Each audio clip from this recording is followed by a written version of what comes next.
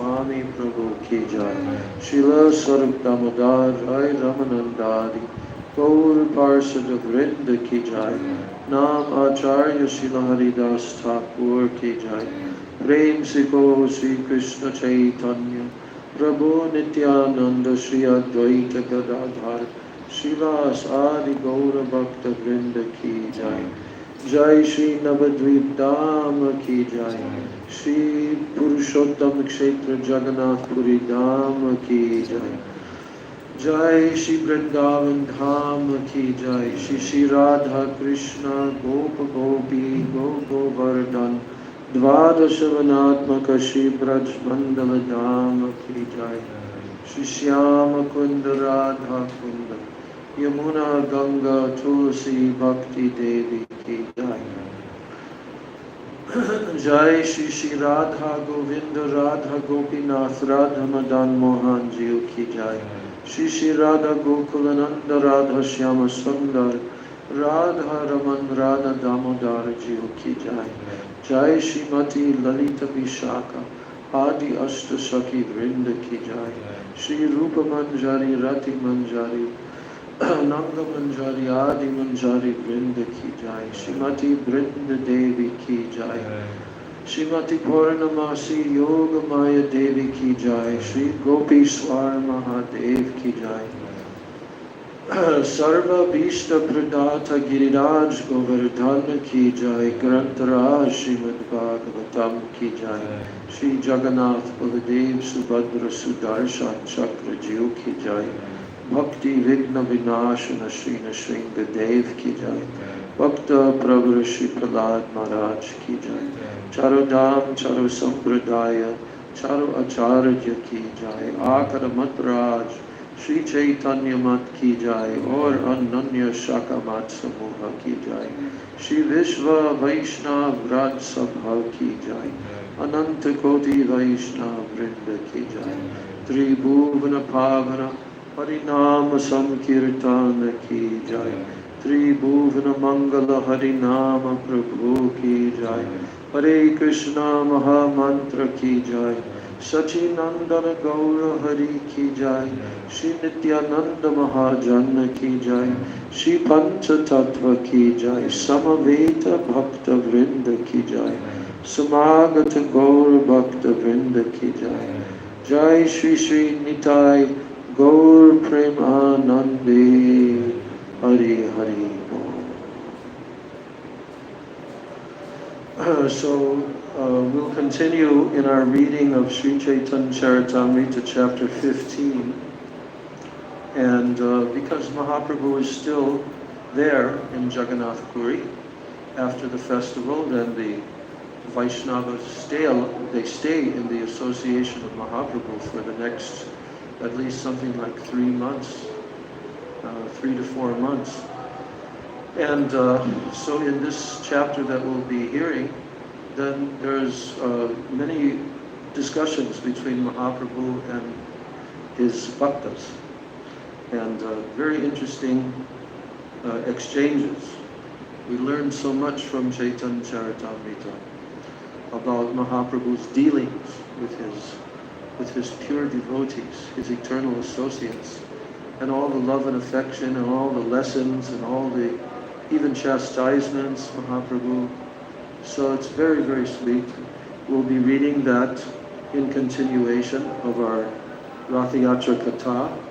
Also in that chapter, Mahaprabhu answers various questions before the Vaishnavas return back to Bengal. And they ask questions about what should we do now that we're leaving your association. What is our duty? What should we do? And then Mahaprabhu gives, each year actually, he gives the same instruction, but he gives the same instruction for 3 different levels of Vaishnavas. First year for the Kanishta, second year for the Madhyam, third year for the Uttam. And Mahaprabhu is telling that you should serve Vaishnavas. So then they ask, well, how do we recognize who is a Vaishnava that we should serve? And how should we serve? So all of those important questions, our Gurudev he covered these in his lectures when he was in the Western countries. And he told, in brief, the essence of these chapters.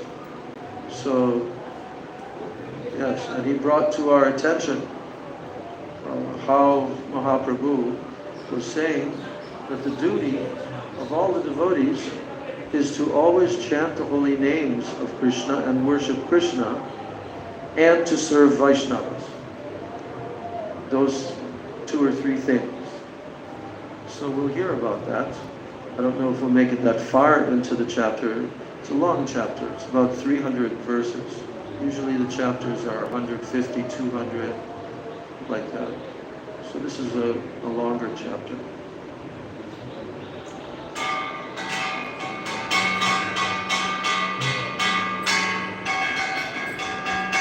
Jai Jagannath, Jai Jagannath, Jai Jagannath, Jai Jagannath.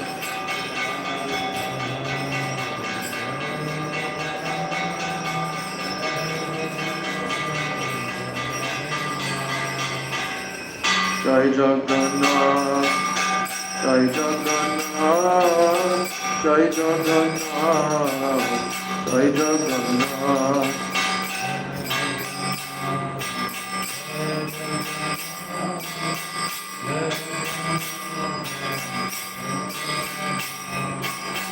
Jai Baladev, Jai Subhadra, Jai Jagannath, Jai Jagannath.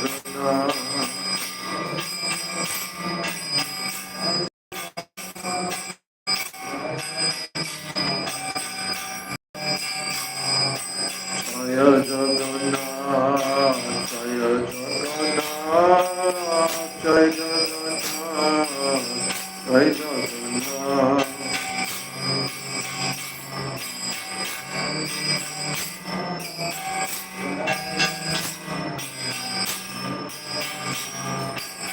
Jai Jagannath, Jai Jagannath, Jai Jagannath, Jai Jagannath.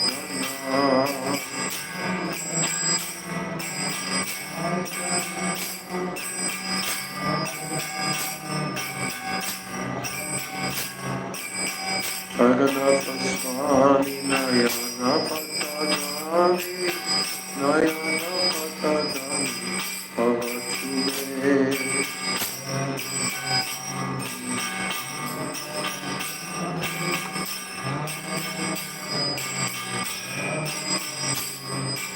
Jagannath Swami Nayana Patadami, Nayana Patadami, Bhavatume.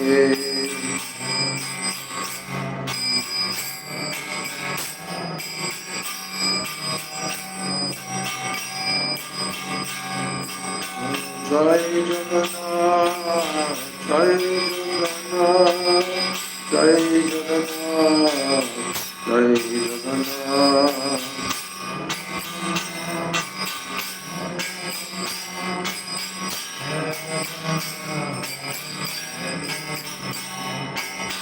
Jai Baladev, Jai Subhadra, Jai Jagannath, Jai Jagannath.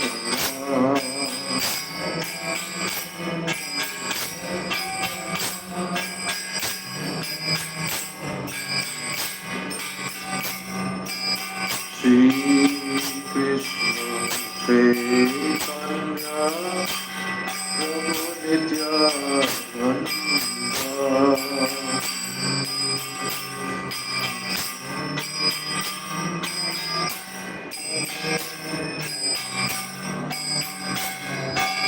Shri Krishna Chaitanya Prabhu Nityananda.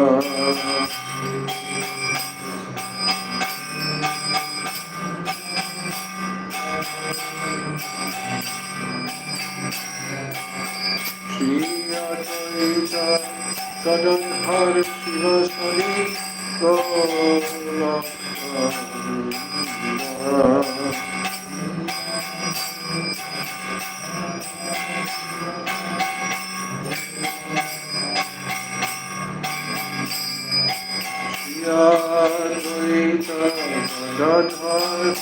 Hare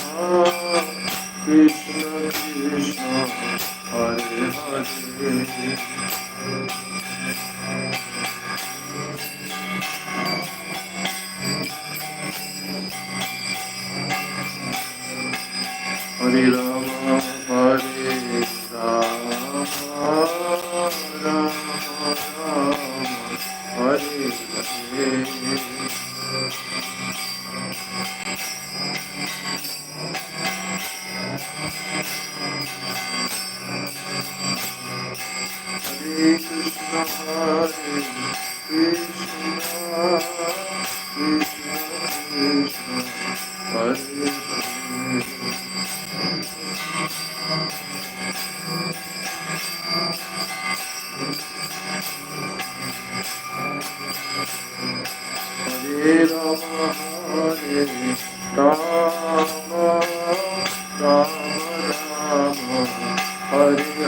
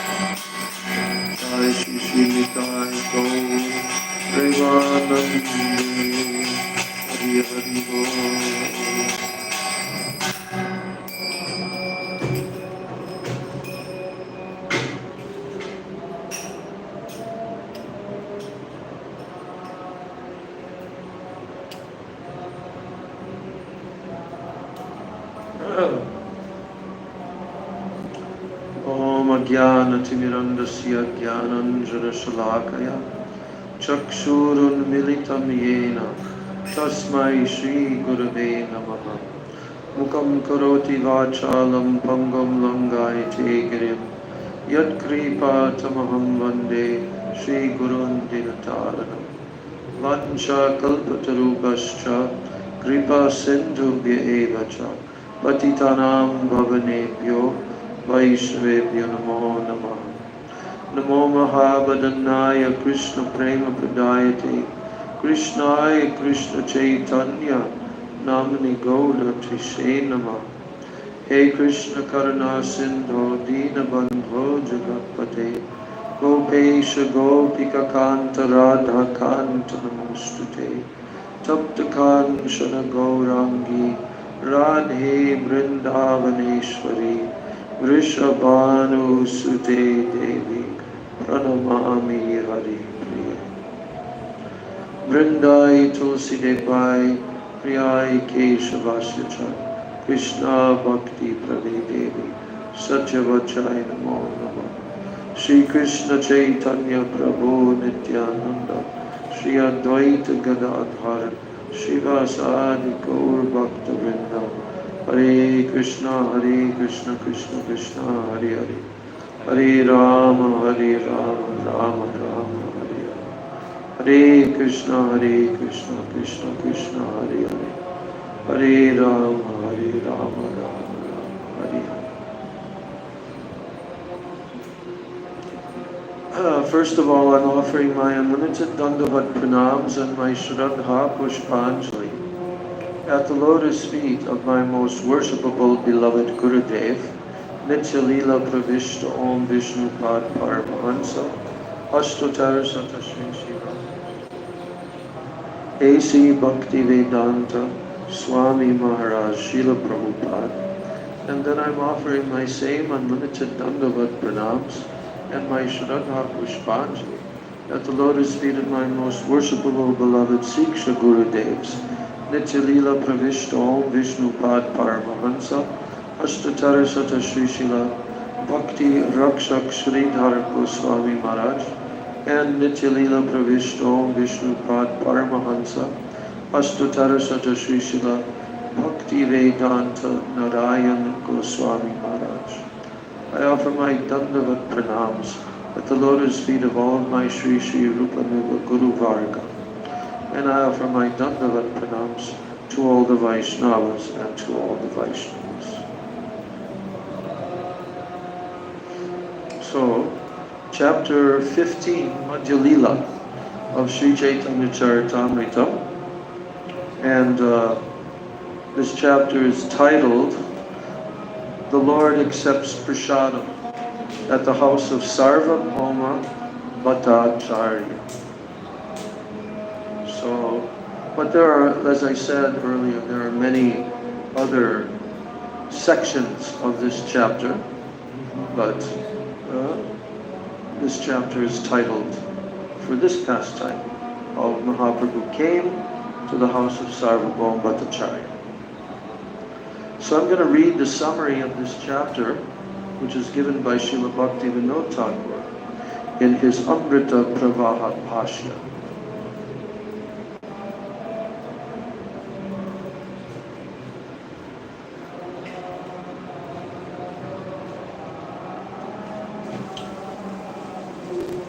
After the Ratha Yatra festival, then Sri Advaita Acharya Prabhu worshipped Sri Chaitanya Mahaprabhu with flowers and tulsi. Then Sri Chaitanya Mahaprabhu in return, he worshipped Advaita Acharya with the flowers and the tulsi that remained on the offered plate. And he said a mantra as he was worshipping Advaita Acharya. What was that mantra? Yosi sosi namostute. It means, whatever you are, you are. But I offer my respects unto you. So then, Advaita Acharya Prabhu invited Sri Chaitanya Mahaprabhu for prasadam. And when Lord Sri Chaitanya Mahaprabhu and his devotees performed the Nand Otsav festival, that means the day after Janmashtami, then the Lord dressed himself as a cowherd boy. Thus the ceremony was very jubilant. Then the Lord and his devotees observed Vijaya Dashami, which is the day of victory when Lord Ramachandra conquered Lanka. Then the devotees all became soldiers of Lord Ramachandra, and Sri Chaitanya Mahaprabhu, in the ecstasy of Hanuman, manifested various transcendentally blissful activities. And thereafter the Lord and his devotees observed various other ceremonies. So Sri Chaitanya Mahaprabhu then, he asked all the devotees to return to Bengal. This is the first Rath Yatra festival, where they came from Bengal. Lord Sri Chaitanya Mahaprabhu sent Nityananda Prabhu to Bengal for preaching. And he also sent Ramdas, Gadadhar Das, and several other devotees with him. So then Sri Chaitanya Mahaprabhu, with great humility, he sent some Jagannath Prasadam and a cloth from Lord Jagannath to his mother through Srivas Thakur. When the Lord bade farewell to Raghava Pandit and Vasudev Datta and the residents of Kulinagram and all the other devotees, then he praised them for their transcendental qualities. Ramananda Vasu and Satyaraj Khan, they asked some questions. And Lord Sri Chaitanya Mahaprabhu instructed them all that all householder devotees must engage themselves in the service of Vaishnavas, exclusively devoted to chanting the holy name of the Lord. Yes. Those are the type of Vaishnavas, those who are exclusively devoted to chanting the holy name of the Lord, and all householder devotees must engage themselves in the service of such Vaishnavas. So he also instructed the Vaishnavas from Kanda, as well as Sarvabhauma Bhattacharya, and also Vidyavachaspati. And he praised Murari Gupta for his firm faith in the lotus feet of Lord Ramachandra. So considering the humble prayer of Vasudeva Datta, he established that Lord Sri Krishna is qualified to deliver all the conditioned souls. And thereafter, when Sri Chaitanya Mahaprabhu was accepting prasadam at the house of Sarvabhauma Bhattacharya, then Sarvabhauma's son-in-law, named Amoga, he created trouble in the family with his criticisms. The following morning, he was attacked by the disease of Visuchika, cholera. So Lord Sri Chaitanya Mahaprabhu very kindly saved him from death, and he enlivened him in chanting the holy name of Lord Krishna. So that is the summary of this chapter. Now we will proceed to read verse by verse. So the first verse is telling about this pastime of Mahaprabhu accepting prasad at Sarvabhauma Bhattacharya's house and Amoga criticizing him. But how then the Lord, he still accepted Amoga, showing him how much he was obliged to his devotees. Sarvabhauma grihe bunjan svanindakam amogakam angi kurvan sputam chakre gora swam bhakta vashyatam. So bhakta vashyatam means that he is like controlled by the love of his devotees. So while Sri Chaitanya Mahaprabhu was taking prasadam at the house of Sarvabhauma Bhattacharya, then Amoga criticized him. But still the Lord accepted Amoga, thereby showing how much he was obliged to his devotees. Jaya Jaya Sri Chaitanya, Jaya Nityananda, Jaya Dvaita Chandra Jaya Gaura Bhakta Vrinda. All glories to Sri Chaitanya Mahaprabhu. All glories to Lord Nityananda Prabhu. All glories to Advaita Chandra. And all glories to all the devotees of Lord Chaitanya. Jaya Sri Chaitanya Charitamrita Shrota Gan Chaitanya Charitamrita Jar Pranadhan. All glories to the listeners of Sri Chaitanya Charitamrita who have accepted it as their life and their soul. Jar Pranadhana.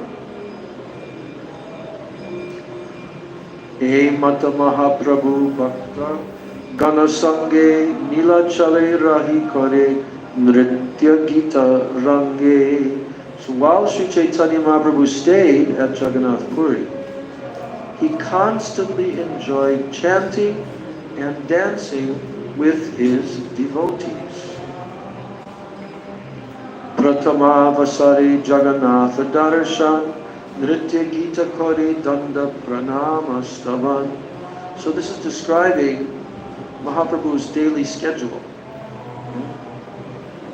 And so now he's explaining that in the beginning of the day, in the beginning of each day in the morning, Sri Chaitanya Mahaprabhu saw the deity of Lord Jagannath. He had Jagannath Darshan in the temple. Then he offered him obeisances and prayers, and he danced and he sang before him, Jagannath. Upala Bhoga Lagile Kore Bahire Vijay Haridasa Mili Aise Apana Niloy. After visiting the temple, Sri Chaitanya Mahaprabhu would remain outside during the Upala Bhog offering. He would then go and meet Haridas Thakur, and he would return to his residence.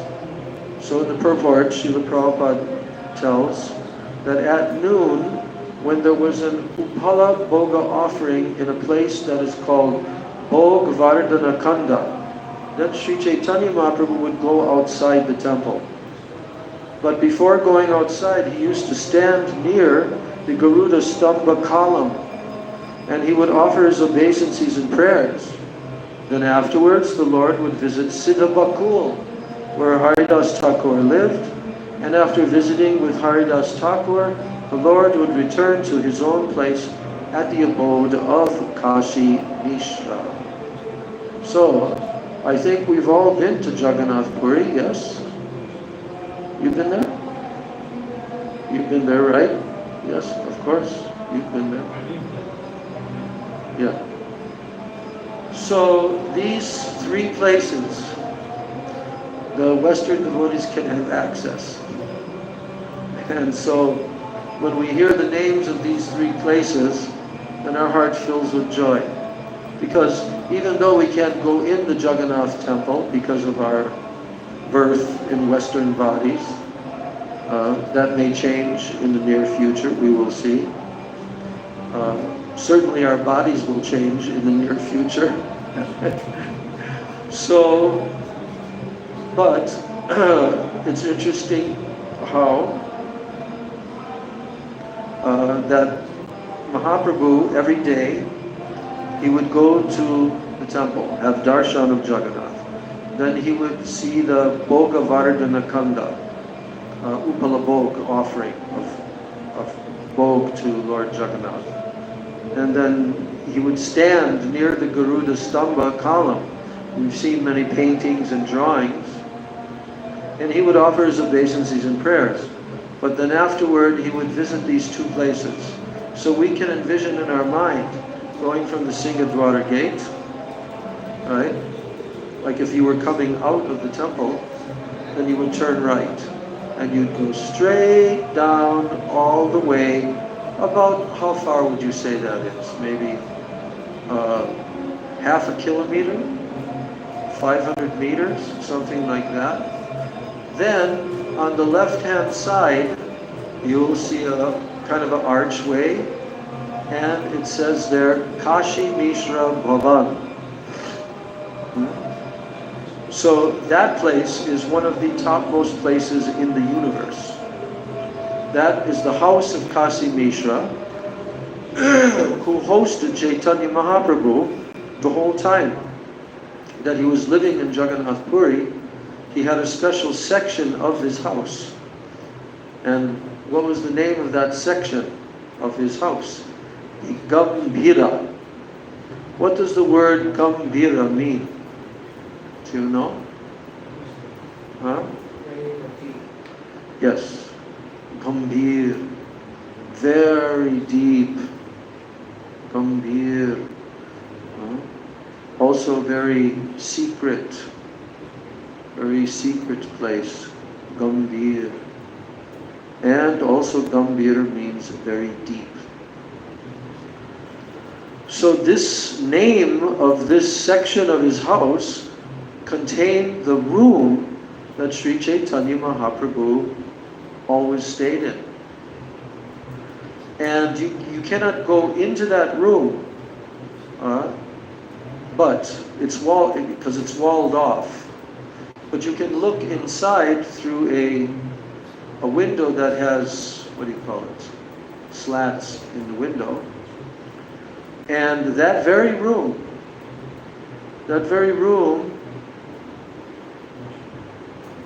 I think if you took all of these mattresses that are on the floor and maybe up to the wall, or maybe not even, it's about that big, but not quite this wide, not quite that wide. And when you look through the window, you can see a very nice kind of like an altar that they've put there. And it has, they say, the actual wooden shoes of Sri Chaitanya Mahaprabhu are there. Large size, because Mahaprabhu was very big. And it also has a water pot, kamandalu, there. And all of these pastimes in Chaitanya Charitamrita, Mahaprabhu lived in that room for nearly 18 years. 18 years plus. And the first 6 of those 18 years, then Mahaprabhu traveled, right? Where did he go first from Jagannath Puri? Went to South India. He went to Godavari, first of all, where Sri Ramananda Roy was there, and he had the most incredible conversation with Ramananda Roy, which is called the Roy Ramananda Samvad. So then he went to South India, and what I understand is that whole journey was for something like 2 years, right? About 2 years. And all the places of Mahaprabhu's journey were marked, because they're mentioned in Chaitanya Charitamrita, and they were marked by Srila Bhaktisiddhanta Saraswati Thakur, who sent his disciples to make what are called padapit. A padapit means a place where the lotus feet of the Lord are installed, usually in the form of a marble that has his lotus feet, the imprint of his lotus feet. Padapit. And he sent his disciples to install these padapits in so many of those places of Mahaprabhu's pastimes. So, of course, we know that Mahaprabhu eventually came to Sri Rangam. And Sri Rangam is one of the most famous holy places in all of India. And it has the temple of Sri Ranganath Ji. And even to this day, it's one of the strictest temples, following all the rules and regulations of deity worship and so forth. And so Mahaprabhu was invited by a family that lived there in Sri Rangam. And that family was the father and the uncles, and in the form of a child, Sri Gopal Bhatta Goswami, who was the son of Venkata Bhatta. And when Chaitanya Mahaprabhu stayed, he stayed 4 months there. Why? Because the Chaturmasya, which is 2 days from today, is the rainy season in India.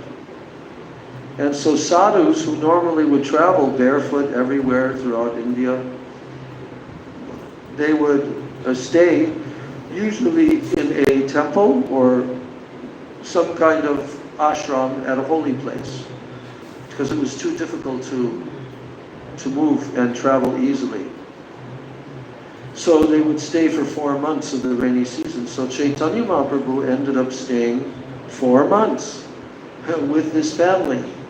Venkatabhatta, Trimala Bhatta, and Prabodhananda Saraswati, the 3 brothers, and the son of Venkatabhatta, Gopal Bhatta Goswami. So Gopal Bhatta Goswami had the darshan of Mahaprabhu in his, childhood. I don't know exactly what his age was, but he was not a tiny child. He was somewhat grown-up child. And he got to serve Mahaprabhu personally. But after that, he didn't have the darshan again, the physical darshan of Mahaprabhu, did he? No, he didn't have the physical darshan of Mahaprabhu.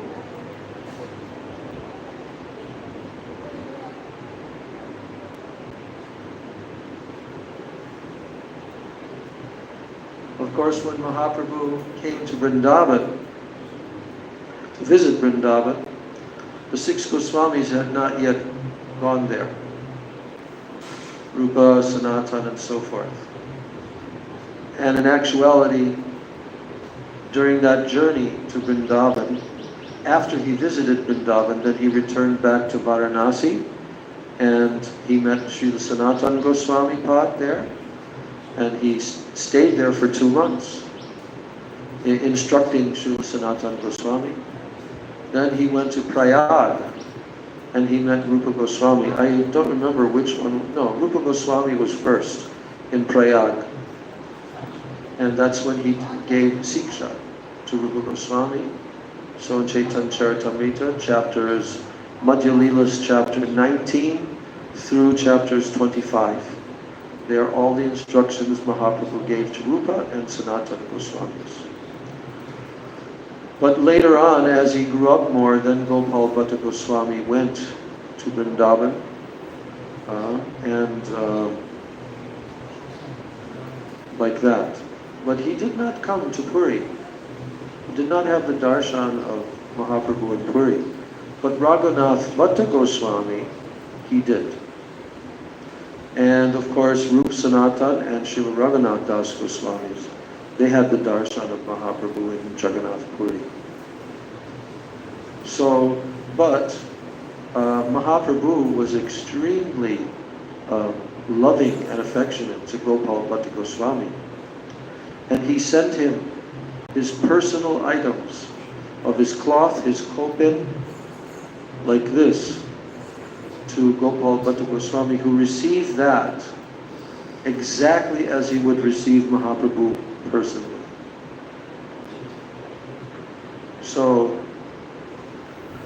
anyway, when Mahaprabhu returned back to Jagannath Puri after those 4 months of the rainy season, and after staying in the house of Venkatabhatta and converting them, that's a very interesting pastime, because they were worshippers of Lakshmi Narayan, coming in that line of the Ramanuja Sampradaya. And the deity in the temple was Lord Vishnu deity. And so they had grown up in Brahmin families, and they were very strict in their worship of Lakshmi Narayan, and they had great devotion to Lakshmi Narayan. But after Mahaprabhu had lived there in their house for some period of time, gradually, by living with them, their relationship became quite, intimate, and sometimes without much formality. And so, at a certain time, then Mahaprabhu decided that he wanted to ask some questions and discuss with Venkatabhatta about their devotion to Lakshmi Narayan. And Mahaprabhu posed some questions. And that conversation is a very instructive conversation.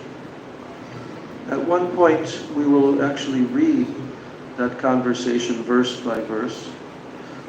But in essence, Mahaprabhu, he questioned the Venkatabhata. And he said, you are worshipping Lakshmi Devi. But we know from the Srimad Bhagavatam and from the Shastras that Lakshmi Devi, although she's the supreme queen and consort of Lord Narayan, she's the goddess of fortune. But yet, she went to perform austerities in Braja. Do you know the name of that place in Vrindavan? You know the name of that place? It's right across the Yamuna from our Rup Sanatan Gaudiya Math. It's a village. It's called Bailvan. Bailvan, like the fruit, Bail fruit. So that is the place where Lakshmi Devi performed great tapasyas and austerities. But Mahaprabhu asked to Venkatabhata, why does your Lakshmi go to Vrindavan to perform austerities so that she can enter into the Ras Leela dance of Krishna? So then there was some answer by Venkatabhata that, well, what is the problem? But what is the problem with that? She knows that Krishna is an expansion of her Lord, Lord Narayan. So what is the fault in Lakshmi wanting to perform pastimes with her husband in another playful form, full of sweetness and so forth?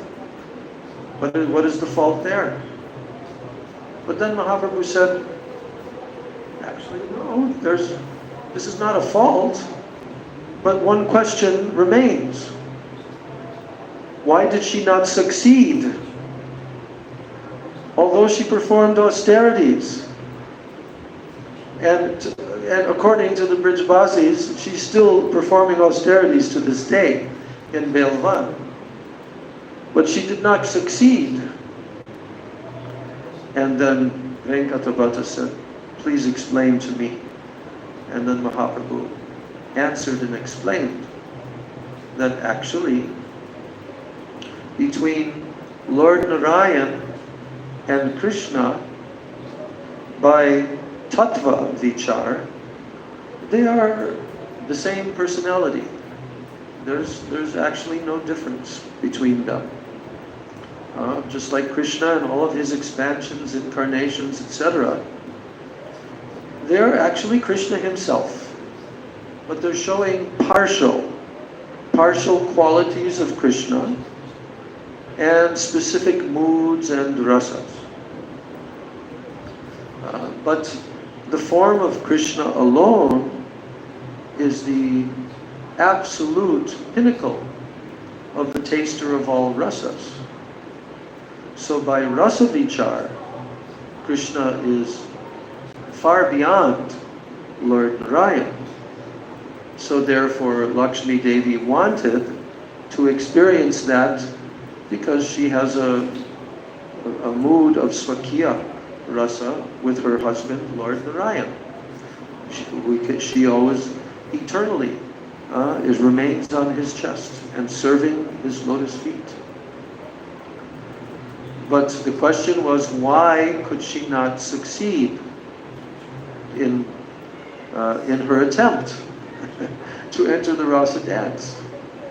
So we know, because we've heard this explained by our Gurudev many times, that when Lakshmi came there and was performing her austerities and so forth, then she was approached by Yogamaya Purnamasi.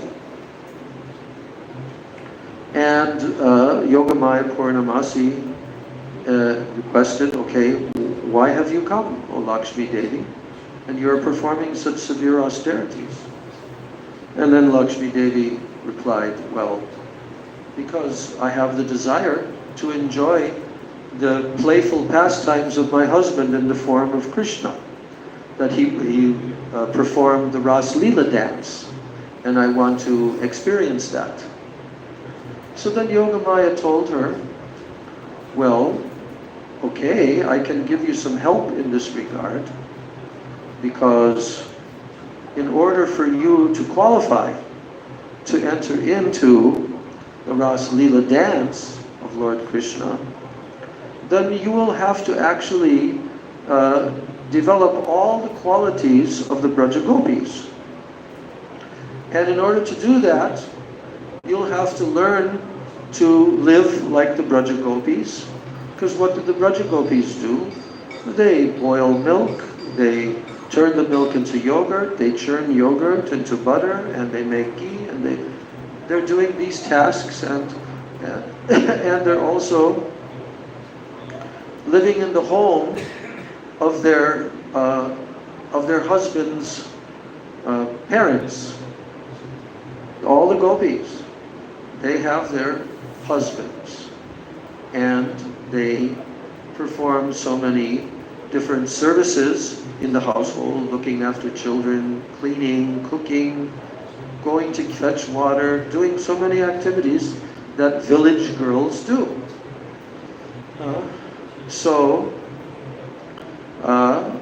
And they also make cow dung patties. So Lakshmi, you are a queen. You are a very opulent queen. And it may be that you cannot accustom yourself to this lifestyle and making cow dung patties. So one by one, Yogamaya was telling to her that yes, you will have to do this, you will have to do that, you will have to become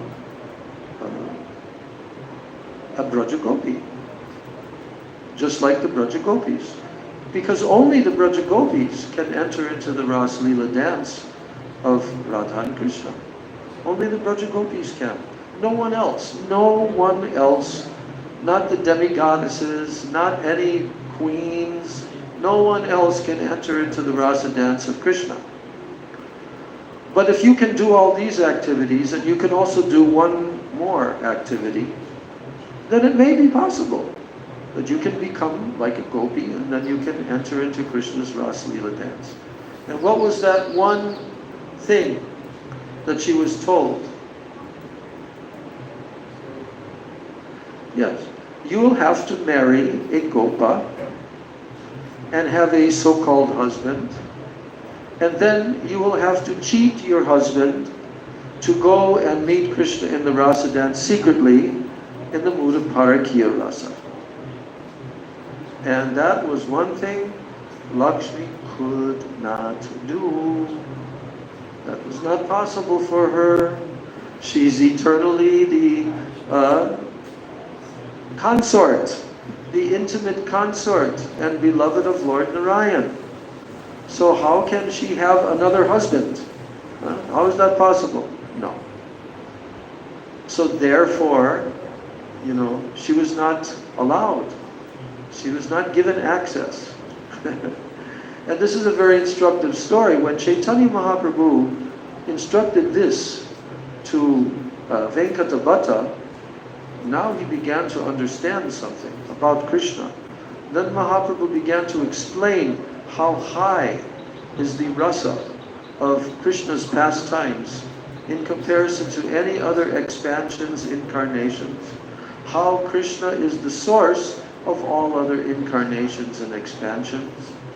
And his Braja Leela pastimes in his eternal planet Goloka Vrindavan are the pinnacle, the highest of tasting of rasa. So, and actually Venkatabhatta took the information from Chaitanya Mahaprabhu, and in his heart became converted by Mahaprabhu to loving Radha and Krishna and the mood of the Braja Gopis. His heart became converted in that way. So from that point on, they all now accepted that they should worship Radha and Krishna in Braj. And that is the topmost position. And Mahaprabhu has given this instruction, so they followed that instruction. And personalities, Gopal Bhatta Goswami, he lived in Braj for his whole adult life. And Prabodhananda Saraswati, the other brother, he also lived in Vrindavan at Kaliya Ghat. When we go there, Kaliya Ghat, you know the place where Kaliya, what was it? Krishna danced on the heads of Kaliya, on the Parikrama Marg there. So that's just in the backside of that Leela Stali, there is the Samadhi of Srila Prabodhananda Saraswati, who wrote incredible books in Sanskrit. He was the topmost poet. Actually, he's an incarnation of Tungavidya, one of the Ashtasakis. And so he lived there in Braj for decades. He wrote Radha Rasa Sudha Nidhi, which is the topmost glorification of Srimati Radharani. He also wrote Chaitanya Chandramrita, which is a glorification of Sri Chaitanya Mahaprabhu with the topmost poetry in Sanskrit. And other books also he wrote. So in this way Mahaprabhu remained there in Sri Rangam, and gradually he returned to Puri.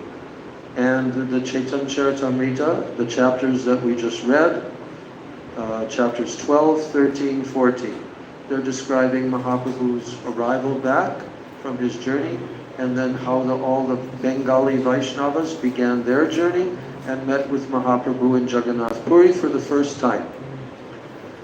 And engaged in all the festivities of the Rath Yatra festival that first year.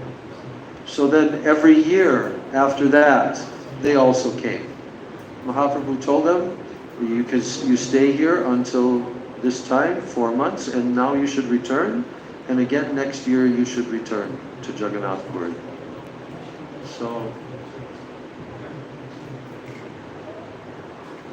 So when we go to the Kasi Mishra Bhavan and we see Mahaprabhu's very room, this is incredible, that we can physically go there and sit in front of his room where he stayed for the final 18 years of his life. He didn't go anywhere outside of Puri. And the last 12 years, especially the last 8 of those 12 years, is described in the Antya Leela. In the final part of Sri Chaitanya Charitamrita, all the deep ecstasies which Sri Chaitanya Mahaprabhu relished continually, every single day, all through the night, with who? Swarup Damodar Goswami and Ramananda Roy, who were always with him in the Gambhira, and singing so many verses and augmenting all of the moods of Mahaprabhu, and enabling him to dive very deep in Radharani's prem, which he came to taste. He's Krishna himself, who has come to taste the ultimate Unnata Ujjvala Prem Ras of Srimati Radharani. So those pastimes took place in that final period in Jagannath Puri. And that's why Jagannath Puri is such an exalted dham for the Gaudiya Vaishnavas, because Mahaprabhu lived there. Most of his sannyas period lasts 24 years. And he also disappeared in Jagannath Puri. And plus he would go every single day to visit Namacharya Haridas Thakur, which when you come out of Kasi Mishra Bhavan onto the road, again you turn left. A short distance from there, you turn left again, and you go a little bit downhill. And then from there you have to turn right. And very nearby to that area is the place where Nam Acharya, Srila Haridas Thakur, used to stay. That place was given to him by Mahaprabhu. And he stayed there all through Mahaprabhu's final pastimes, chanting 3 lakhs of Harinam. So that place is called Siddha Bakul. Why is it called Siddha Bakul? Because there's a bakul tree there, which was created by Mahaprabhu. Now it's kind of disappeared, but it's still actually living. Uh, and Mahaprabhu, when he would come there every single day, then Haridas Thakur would be chanting underneath that bakul tree. And also the final pastimes of Haridas Thakur in his final hours and days. He stayed there, and Mahaprabhu came to see him, and the pastime of Mahaprabhu questioning him, because he was lying down and chanting, propped up against the tree, the base of the tree. And Mahaprabhu said, "Oh Haridas, you are not well?" And then Haridas Thakur said, "My body is okay, but my mind, my Atma is not okay, because I could not complete my 3 lakhs of chanting of Harinam. I could not complete."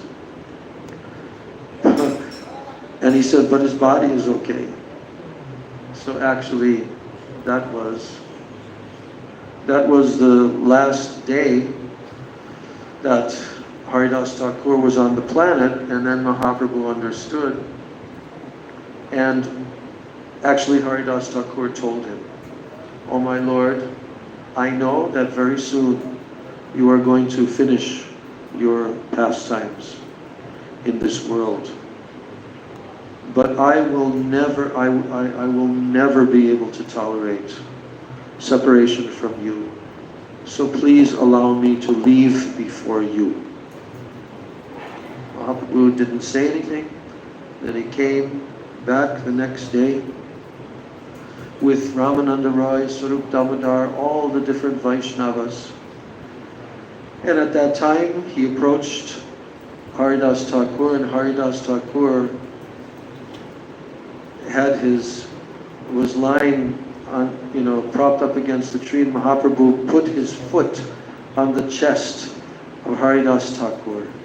And Haridas Thakur held on to his lotus foot, gripping tightly, and his eyes completely absorbed in Mahaprabhu's beauty of his face. And then at that time, Mahaprabhu began kirtan. Kirtan was going on, and then Haridas Thakur looked at Mahaprabhu, and then suddenly he left his body, and then Mahaprabhu, who was dancing, began dancing and singing and glorifying Haridas Thakur. Then Mahaprabhu took the body of Haridas Thakur and he danced with that. There are many paintings of Mahaprabhu dancing with Haridas Thakur's transcendental body. Now who is Haridas Thakur? He's Lord Brahma. Brahma Haridas.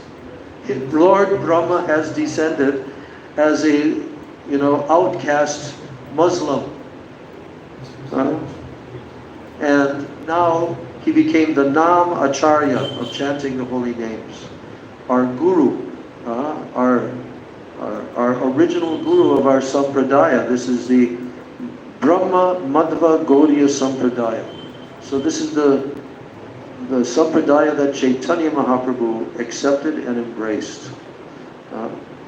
So then Haridas Thakur was brought to the ocean front on a palanquin, and all the devotees came there, and there was a gigantic festival where Mahaprabhu, with his own hands, he placed Haridas Thakur in the sand as his samadhi.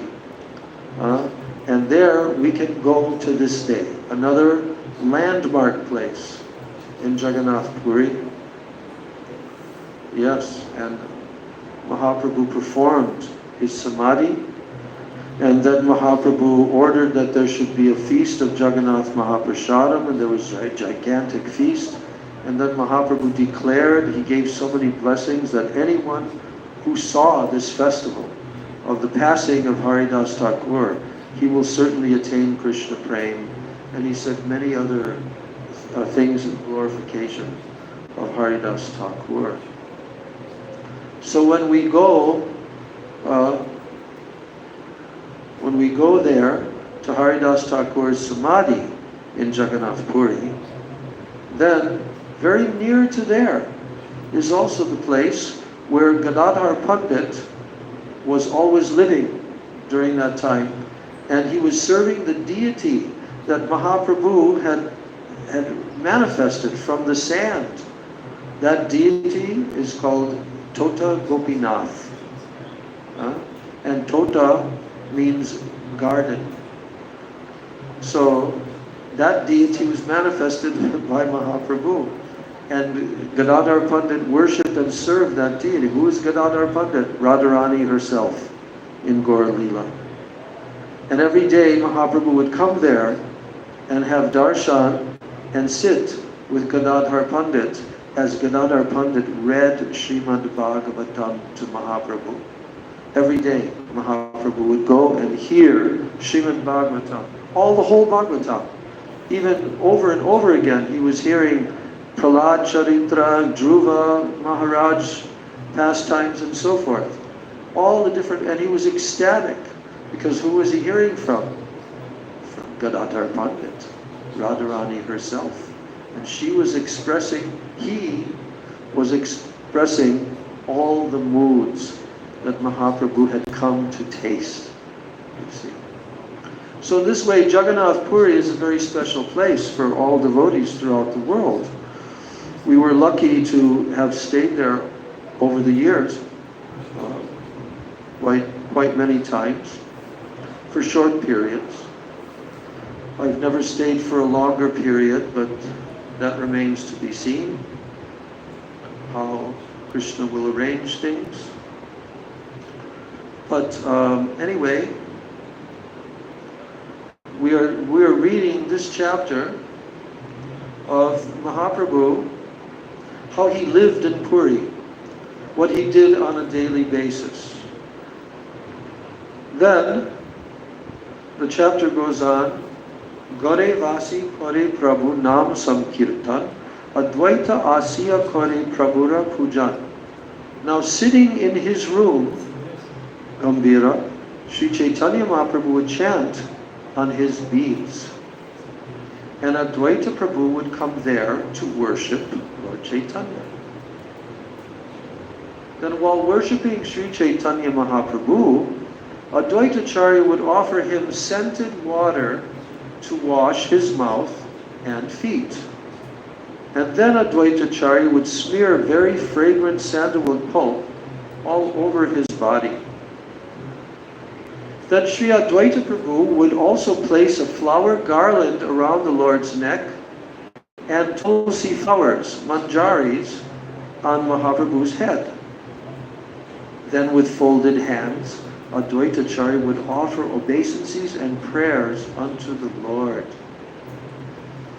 So Puja Patre Pushpa Tulsi Shesha Je Achilo Se Sab Loya Prabhu Acharya Pujilo. So after being worshipped by Advaita Acharya, then Sri Chaitanya Mahaprabhu would take the dish containing the flowers and the tulsi, and with whatever paraphernalia remained, he would worship Advaita Acharya. Then he said, Yosi Sosi Namostute E Mantra Pade Mukha Vadya Kori Prabhu Hasaya Acharya Yere. Then Sri Chaitanya Mahaprabhu, he would worship Advaita Acharya by chanting this mantra, Yosi Sosi Namostute. It means, whatever you are, but I offer my respects unto you. And in addition to doing this, as he worshipped Advaita Acharya, the Lord would make sounds within his mouth that would make Advaita Acharya laugh. So although they were worshipping one another, but Mahaprabhu was very playful in his worship. So in this way, Advaita Acharya and Sri Chaitanya Mahaprabhu would offer their respectful obeisances unto each other. And then Advaita Acharya would extend an invitation to Sri Chaitanya Mahaprabhu again and again. So indeed, Sri Advaitacharya's invitation is another very wonderful story. It has been very vividly described by Vrindavan Das Thakur. So then he says, since Advaitacharya's invitation has been described by Vrindavan Das Thakur in Sri Chaitanya Bhagavat, so I shall not repeat the story. But I shall say that other devotees, they also extended invitations to Sri Chaitanya Mahaprabhu. So day after day, one devotee after another, they would invite Chaitanya Mahaprabhu, and then the other devotees also would be invited to lunch. And they would also hold a festival. So, Chari Mas Rahila, that means all the devotees remained in Jagannath Puri for 4 continuous months. And they observed all of Lord Jagannath's festivals with great pleasure. The devotees celebrated the festival of Janmashtami, Krishna's birthday, which is also called Nanda Mahotsav, the festival of Nanda Maharaj. And at that time, Sri Chaitanya Mahaprabhu and his devotees, they dressed themselves as cowherd boys. And then having dressed up like cowherd boys, all the devotees carried pots of milk and yogurt balanced on rods over their shoulders. You've ever seen that in India? Where a person is carrying something and he has a very, unbreakable stick, either bamboo or some other. And on each side there are pots that are hanging or some items that are hanging. And this is how they would carry very heavy pots of milk and yogurt in braj. This is how they would carry it, on rods over their shoulders. Thus, all the devotees arrived at the festival grounds chanting the holy name of Hari. Then, one of the devotees named Kanani Kutia, he dressed himself like Nanda Maharaj. And then Jagannath Mahiti, he dressed himself as Mother Yashoda. So at that time, King Prataparudra, he was also personally present with Kashi Mishra, Sarvabhauma Bhattacharya, and Tulsi Padicapatra. So, as usual, Sri Chaitanya Mahaprabhu danced jubilantly, and everyone was covered with milk, yogurt, and yellow turmeric water. Then Advaitacharya said, at that time, please do not be angry. I speak the truth. I shall know, and he's telling this to who? He's telling this to Mahaprabhu. He says, I shall know that you are a cowherd boy, only if you can wheel this rod, this stick, only if you can wheel it about. So then, accepting Advaitacharya's challenge, Sri Chaitanya Mahaprabhu took a big rod and he began to wheel it around and around. Again and again he threw the rod into the sky and caught it when it fell. Mahaprabhu wheeled and threw the rod, sometimes over his head, sometimes behind his back, sometimes in front of him, sometimes to his side, sometimes between his legs, and all the people laughed to see this. What do you think of that pastime of Mahaprabhu? You understand what Mahaprabhu was doing?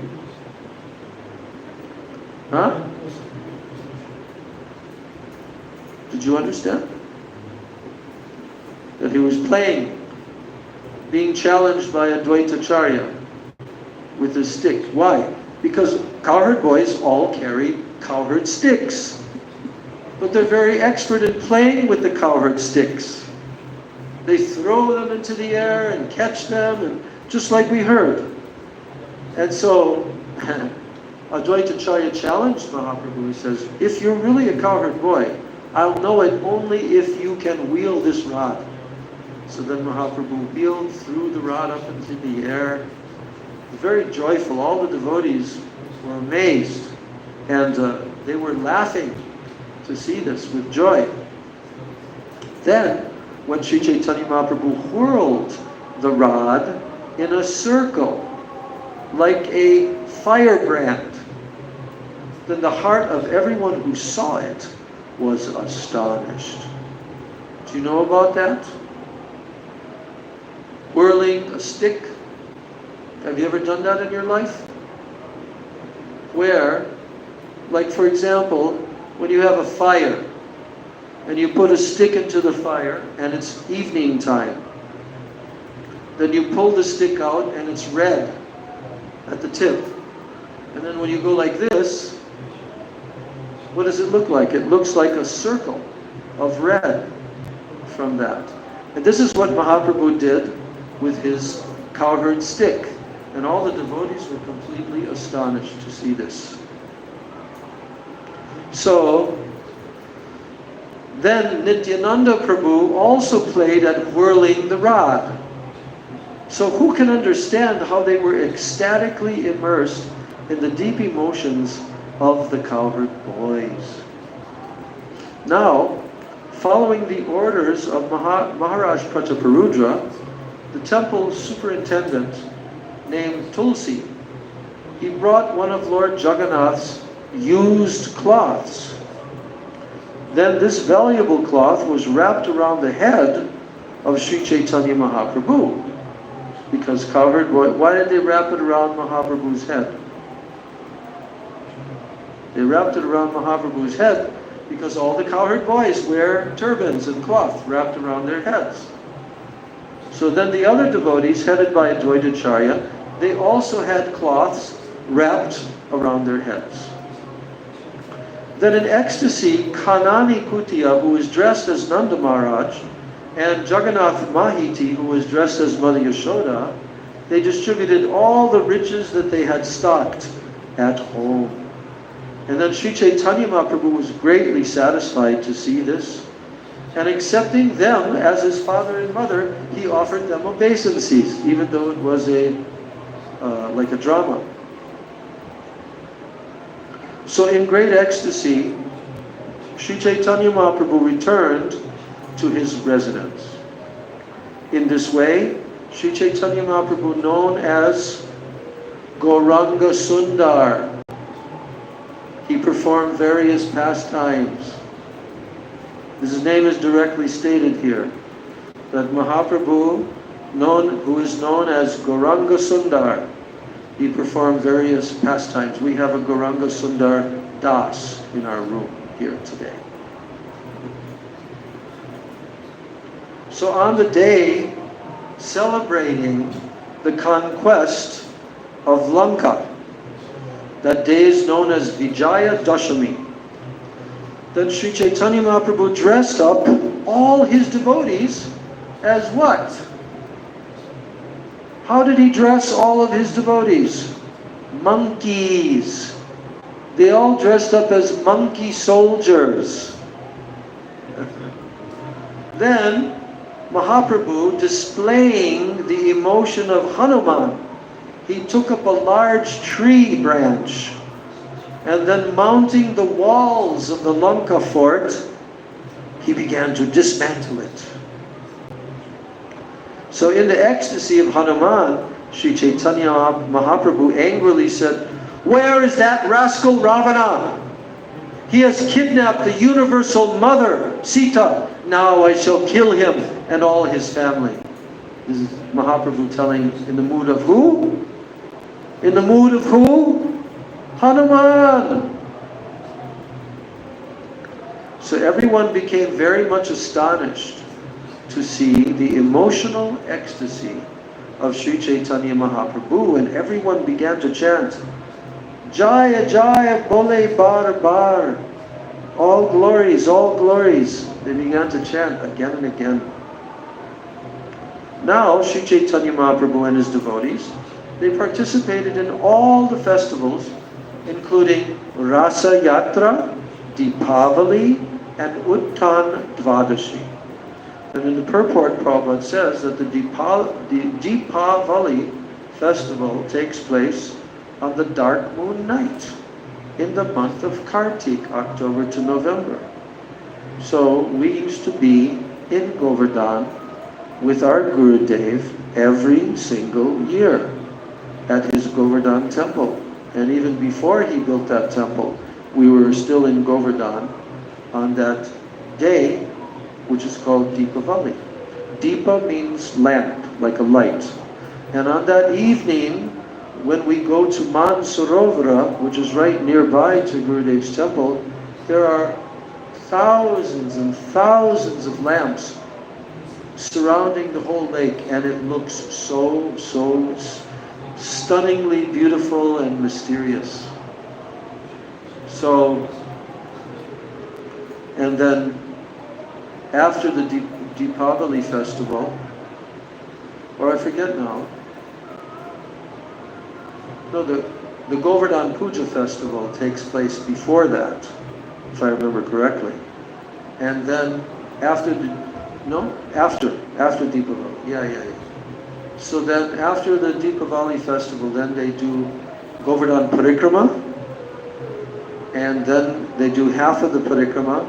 Then there's Govardhan Anakut festival, and then after the Anakut festival, there's also every year the festivals of the disappearance days of Srila Bhaktivedanta Vaman Maharaj, Bhaktivedanta Chirikram Maharaj, and our Srila Prabhupada Bhaktivedanta Swami Maharaj, and also the guru of our Bhaktivedanta Sridhar Maharaj, who is named Bhakti Shri Rup Siddhanti Goswami. His appearance day is after that. So usually on that day we do the parikrama of the other half, the Radha Kund side of Govardhan. So that we were so fortunate to be with Gurudev every year from 1994 till 2010 when he departed, and then after that the tradition has been carried on for the last 14 years. And so it's described here that Mahaprabhu participated in all the festivals, and one of them is Rasa Yatra, which Prabhupada is telling. Rasa means the dancing of Krishna, Rasa Yatra, and it takes place on the full moon night of the same month. Now, there's two full moon nights. The first one is the first day of Kartik, yes? And there is a Rasa Yatra on that night. But also the last day of Kartik, also the full moon, which is full moon, the ending of Kartik. So there's also a Rasa Yatra at that time. So then Uttana Dvadashi takes place the day after Ekadasi, in the waxing fortnight of the moon in the same month. Then all the devotees of Sri Chaitanya Mahaprabhu participated in all these festivals. So what's the speciality of that Uttana Dvadashi, the final Ekadasi of the Kartik month? Disappearance day of Srila Gaur Kishore Das Babaji Maharaj. Yes. And about 3 days later, Srila Bhakti Pramod Puri Maharaj departed on that day. So we always observe these festivals. So all the devotees of Sri Chaitanya Mahaprabhu, they participated in all these festivals.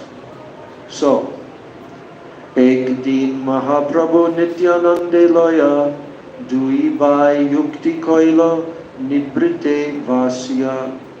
Now, one day, the two brothers, Sri Chaitanya Mahaprabhu and Nityananda Prabhu, they consulted with each other while sitting together in a solitary place.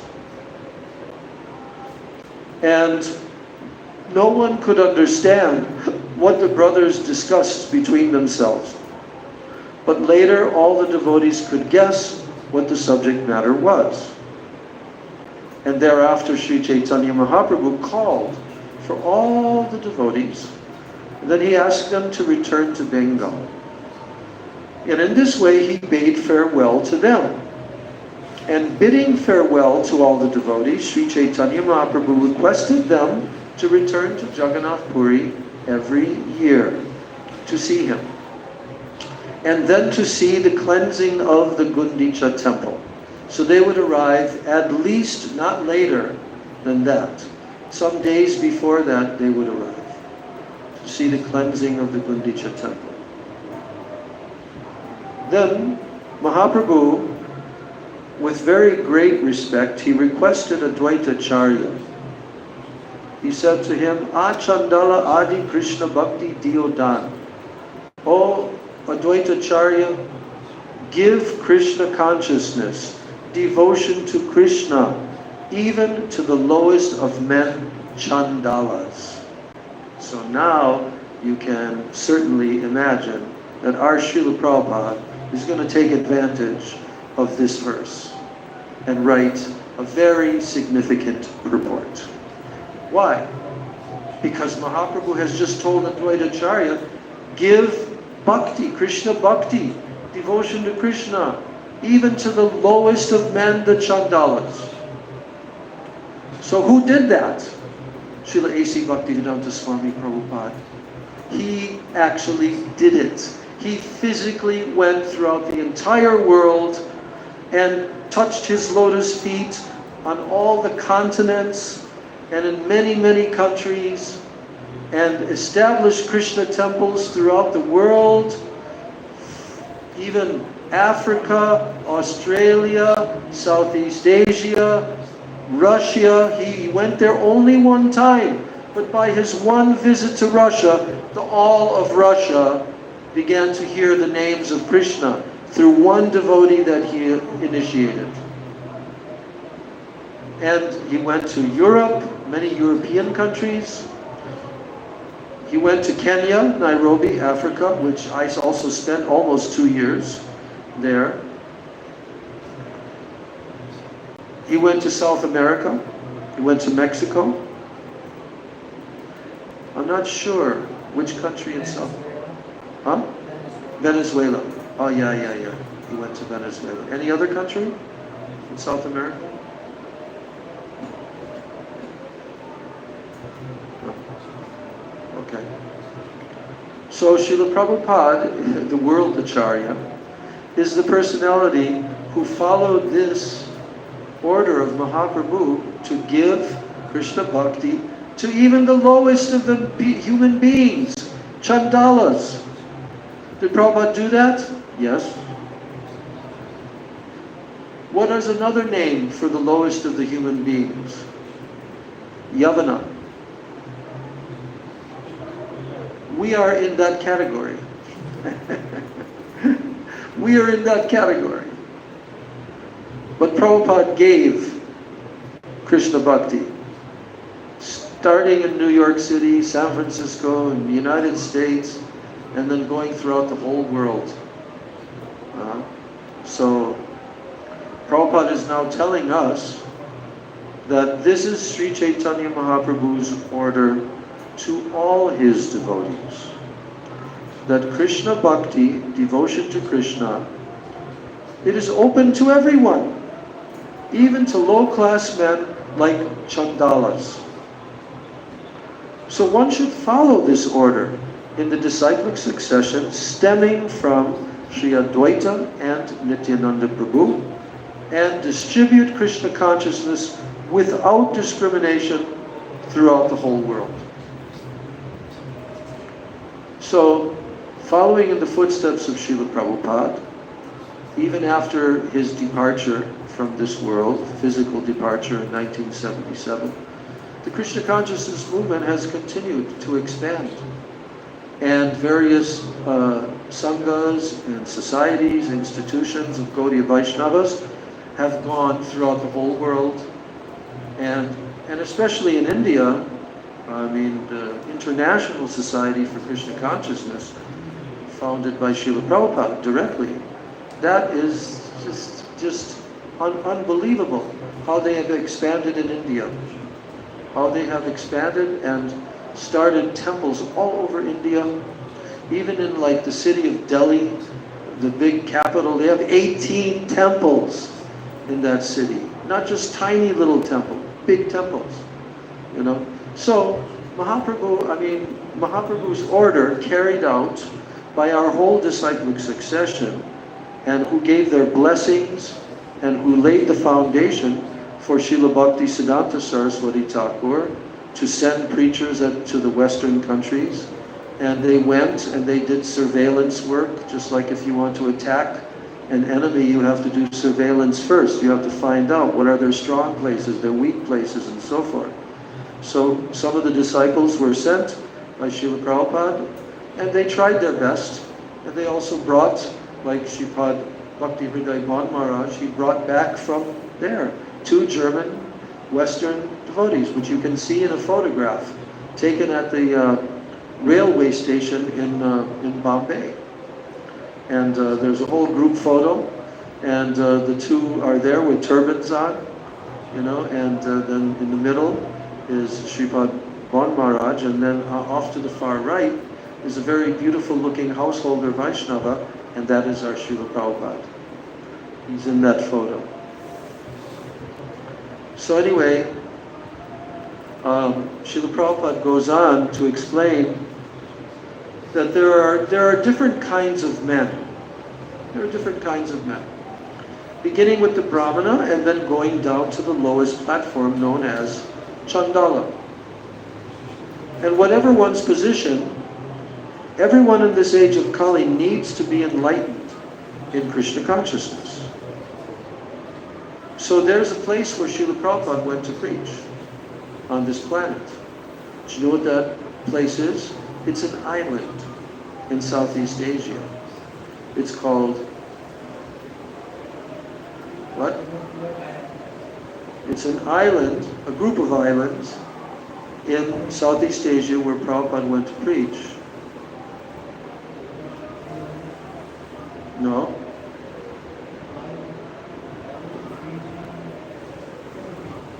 Philippines. And when Prabhupada was coming into the Philippines, I think he only went there once, I'm not quite sure, but when he came there, he said, this is the land of the witches. That's what he said. He could perceive that. But it's also the land of Chandalas. They eat dogs in Philippines. Korea eats dogs. Chinese, they eat dogs. So this is the lowest in the human society. But Prabhupada preached there.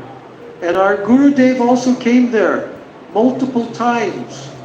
And so many other preachers, sannyasis have been there. And it has not been all that easy. But ISKCON has become very successful there.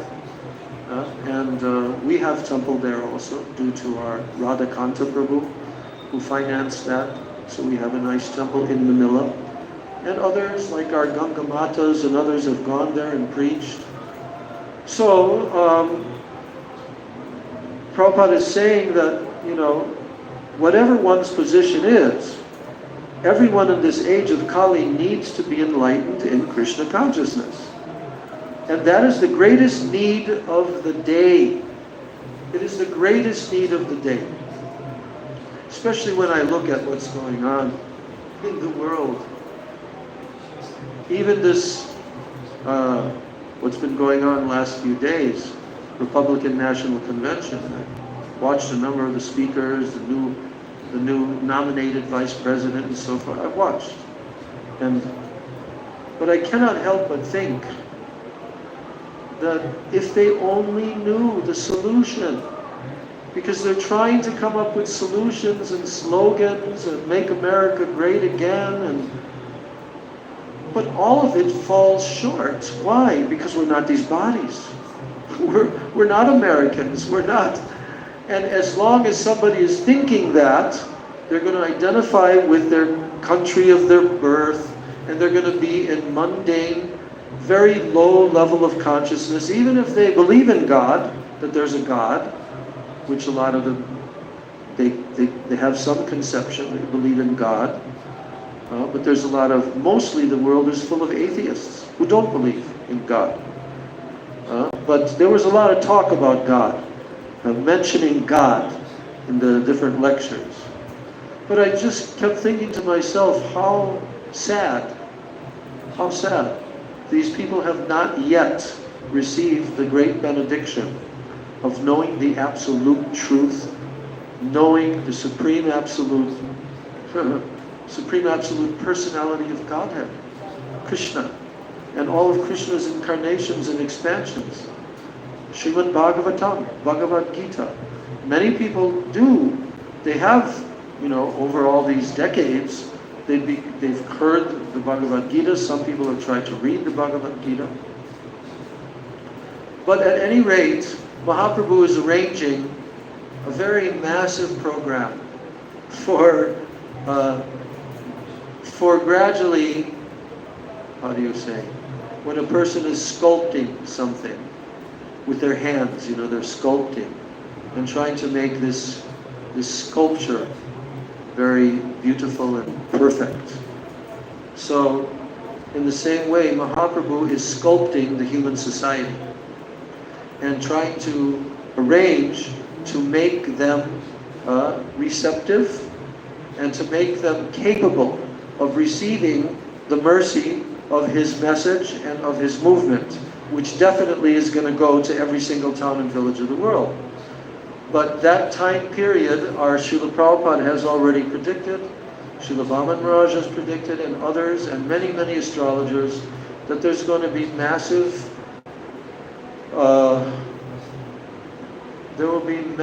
devastation. Massive devastation in the world. And it will become there will be a lot of turmoil and suffering, but it will clean the whole world.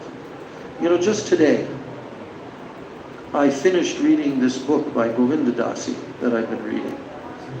And just near the very last part of the book, she tells the story about how, the draft for the Vietnam War was going on. And anyone that was over 18 years of age had to register for the draft. And so one of his disciples, Gaur Sundar, who was the husband of Govinda Dasi, he had to go and report because he received a letter. He had registered in New York for the draft, and after being in New York for those 2-3 months, he received a letter that he has to report, take a physical examination. So, naturally he was very worried, she was very worried, even the devotees, she was crying, and Srila Prabhupada told to him, he says, do not worry, Krishna will protect you. Surely Krishna will protect you. You simply chant Hare Krishna.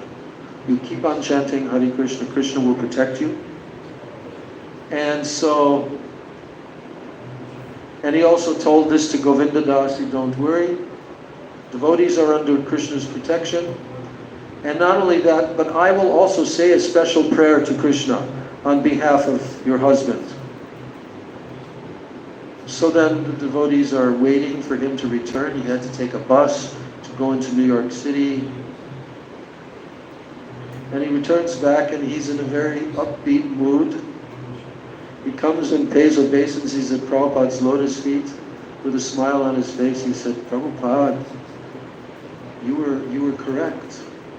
When I went there and I appeared there with a Jagannath hanging around my, they used to have these little Jagannaths that they used to wear around their neck.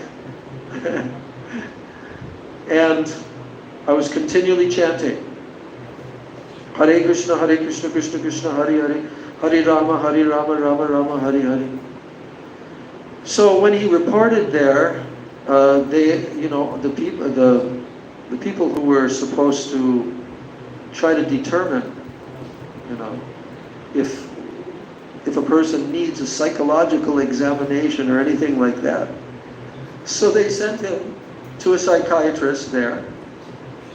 And as he was answering questions, then he would immediately start again chanting Hare Krishna, Hare Krishna. And Jagannath is there hanging around his neck. And so it was a lady who interviewed him. And she decided that, I think he has some psychological derangement. So So we'll just give him a pass. There was two different types of passes, I forget. One was called the S7 or this or that. But there was one that actually, it meant you'll never be called. But the other one let you off the hook for some time. And that's the deferment. Section 8, no. Yeah, so then Prabhupada said, you see, I told you. And, but you know, then Prabhupada began to explain about war. He was telling about this war, and Govindadasi and Gaur-Sundar, and they were sitting in front of Prabhupada and telling to Prabhupada, this Vietnam War, it's just caused by all these politicians and all these corporations. They're just for their benefit. And they're sending all the youth to be slaughtered in these wars. So then Prabhupada explained to her something she had never heard. And it's nice because she explains how that sat with her when she heard. She said she never heard this kind of an explanation before, where Prabhupada was simply explaining that the result of violence is violence. The result of violence against living entities, the result will be violence against them. And he said, all throughout the world, especially in your Western countries, millions and millions, innumerable billions of cows and animals and chickens and pigs, and they're being slaughtered mercilessly throughout the whole world by the millions and billions. So therefore, there must be a war, and we see that approximately every 10 years there's a war, and all the youth are slaughtered. So when she understood that, then she said, yes, this is really the fact. So we know, because Srila Prabhupada has told that there's going to be a war. All the astrologers are showing that this time period coming up right now is the time period of this massive war on our Earth planet. And it's not going to be averted because it has to happen. It's the plan of the Lord to lighten the burden of the world from all the extreme violence, sinful activities, atheism, killing children in the womb. Everything is going to have to be crushed. And a new world will come after that. Very different, very changed, and very concerned about God. And Srila Vaman Maharaj told, 2/3 will be gone of the world's population. They'll be gone. So, yes. So listen to this. Prabhupada is saying in his purport that whatever one's position, everyone in this age of Kali needs to be enlightened in Krishna consciousness. That is the greatest need of the day. Everyone is acutely feeling the pangs of material existence. And now listen to this. Even in the ranks and files of the American Senate, the pinpricks of material existence, they are feeling acutely. They are felt. And so much so that April 30th, 1974 was actually set aside as prayer day. So thus, everyone is feeling the resultant pinpricks of Kali Yuga brought about by human societies indulging in illicit sex, meat eating, gambling, and intoxication. Now is the time for the members of the International Society for Krishna Consciousness to distribute Krishna Bhakti all over the world and thus follow the orders of Sri Chaitanya Mahaprabhu. The Lord has ordered everyone to become a guru. In the Madhya Lila, chapter 7, verse 128, Amar Agyay Guru Hoya Tara Edesh. Everyone in every town and village should be enlightened by the instructions of Chaitanya Mahaprabhu. And Krishna consciousness should be distributed to everyone indiscriminately. And in this way, the entire world will be peaceful and happy, and everyone will glorify Sri Chaitanya Mahaprabhu as he desires. So the word Chandala actually refers to a dog-eater who is considered the lowest of men. Even Chandalas can be enlightened in Krishna consciousness due to Sri Chaitanya Mahaprabhu's benedictions.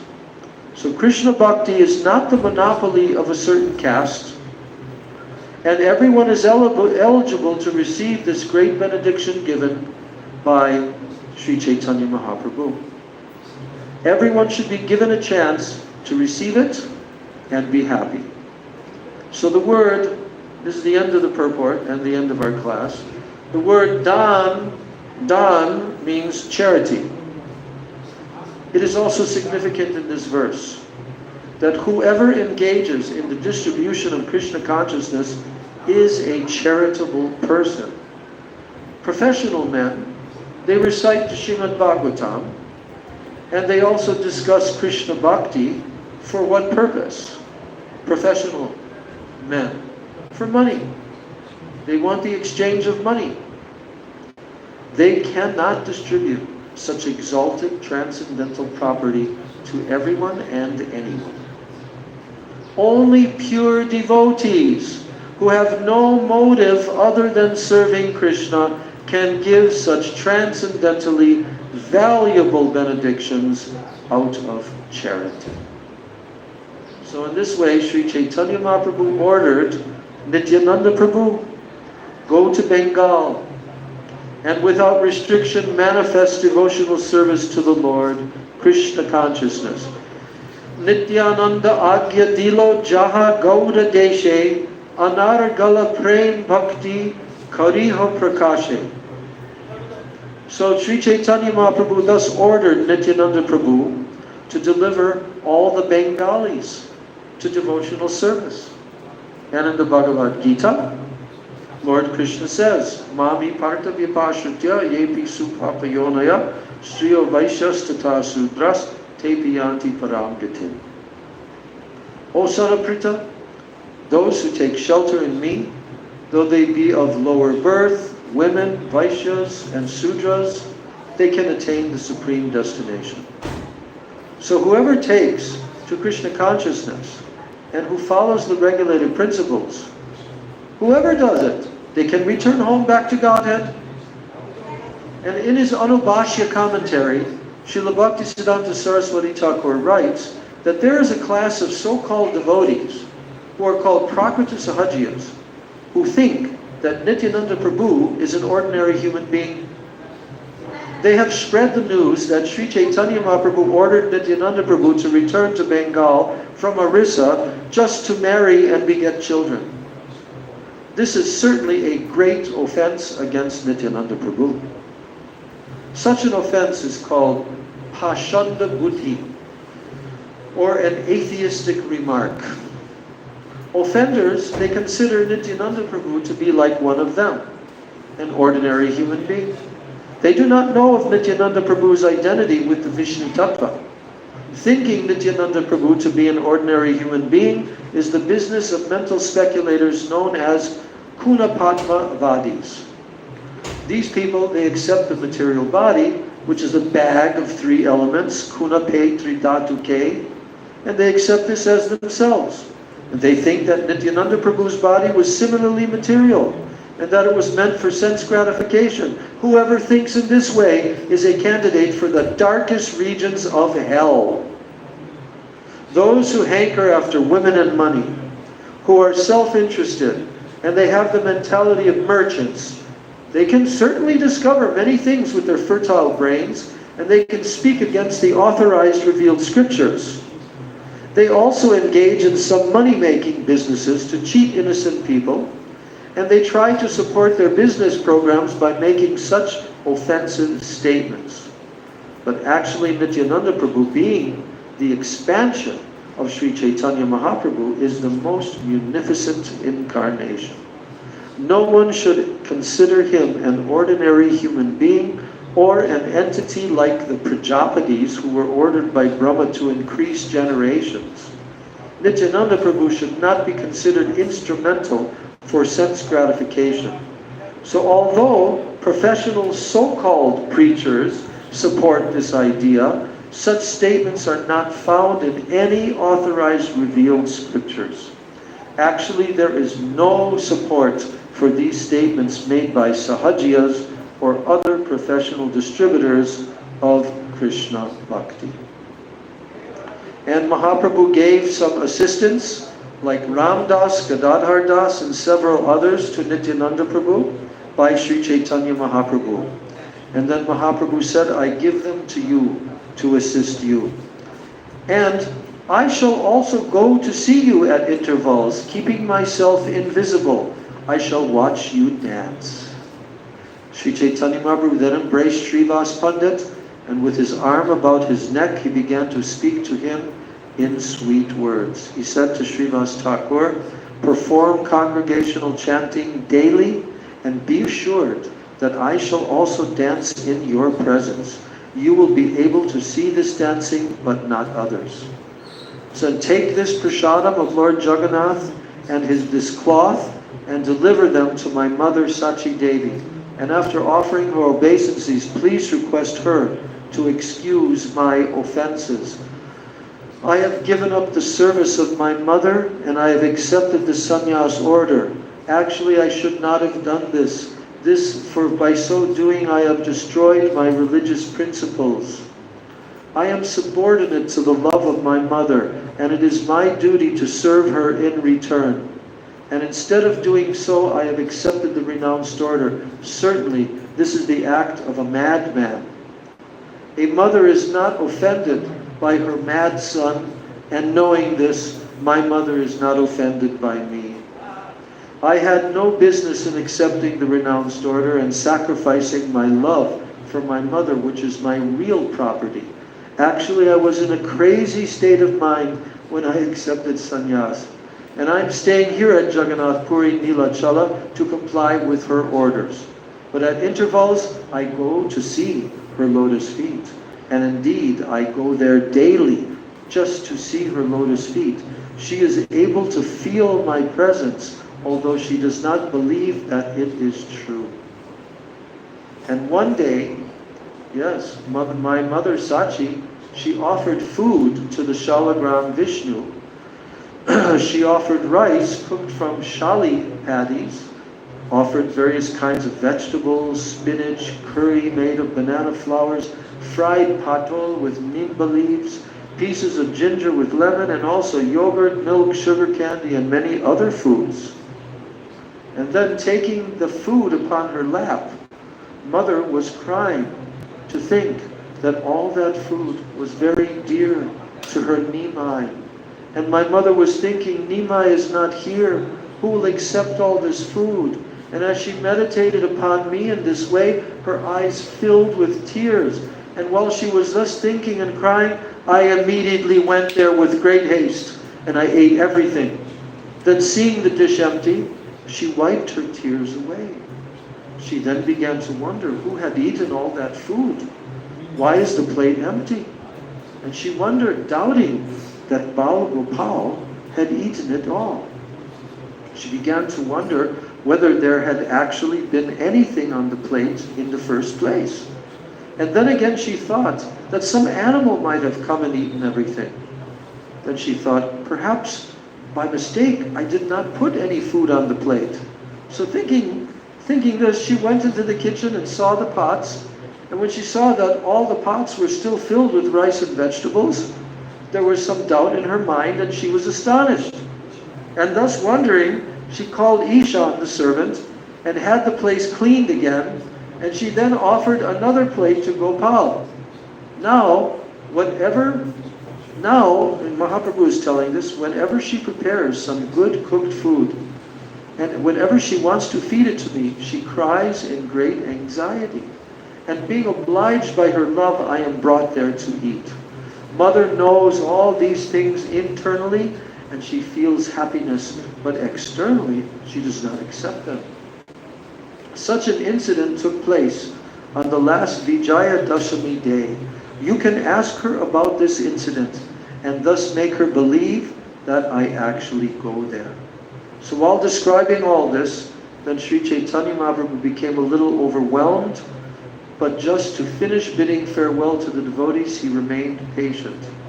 And then Sri Chaitanya Mahaprabhu next spoke some relishable words to Raghava Pandit, and he said, I am obliged to you due to your pure love for me. So in this way, this chapter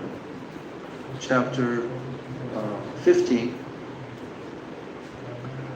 is describing how Mahaprabhu is seeing off his Bengali Vaishnavas to go back to Bengal, and again to return the next year to Jagannath Puri for the same relishable period of association during Rath Yatra, Jagannath Rath Yatra, with Mahaprabhu. So every year they would again come. So in our next class, which is going to be on not this Sunday, we will have class on this Sunday, but the subject matter is Guru Tattva and Guru Purnima on this Sunday. Very nice festival here. Will be celebrated also the temple, and all the temples, they'll all be celebrated Guru Purnima, which is the full moon day when Srila Vyasadeva he took his birth within this world. Srila Vyasadeva, the expansion, incarnation of Lord Krishna, empowered incarnation, the author of all the Vedas. So that day is known by the Hindus as Guru Purnima Day. And everyone in India, they worship their gurus on that day, which is coming up this Sunday, day after tomorrow. And so we will also have a Guru Purnima festival wherein we glorify all of our gurus in our sampradaya. And in this way, Srila Vyasadeva ultimately is worshipped on this day. We've been with Gurudev a number of times when he has also performed certain pujas with different groups of 5s and 5 and 5, pancha, I forget what it's called, panchapadya or something like that. So the next other class will be on the Tuesday following. But let me just go over this a little bit.